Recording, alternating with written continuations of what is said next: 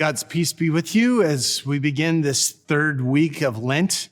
We're continuing on with our theme of spiritual warfare, being clothed with God's armor. And this week we take on the second piece of armor, and that is the thing that Paul calls the thorax. Most translations say breastplate, the breastplate or thorax of righteousness.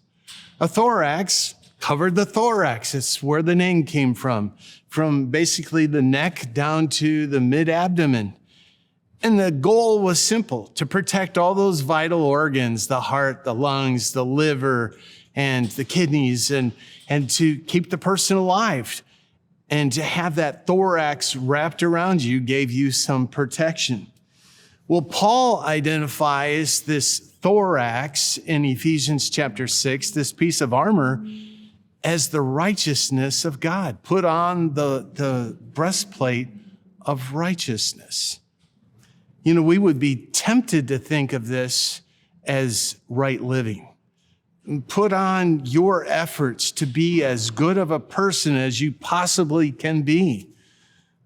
But the reality is, we know none of us are good enough. We can't do enough in order to make us right with God.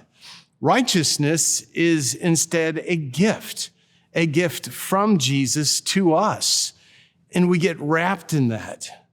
The Apostle Paul wrote in Romans chapter 3, the righteousness of God is through faith in Jesus Christ for all who believe. For there is no distinction, for all have sinned and fall short of the glory of God and are justified freely by his grace through the redemption that is in Christ Jesus. We are wrapped in that gift of Jesus. When Jesus was dying on the cross, the thief next to him had that 11th hour conversion, said, "Remember me when you come into your kingdom." Jesus could say, "Today you'll be with me in paradise." Why?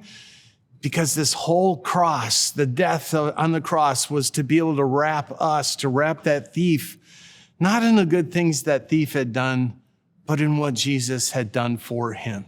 Our protection against the devil, where he's always saying, you haven't done enough, is to be wrapped in that thorax of righteousness and to find our protection in Jesus' gift.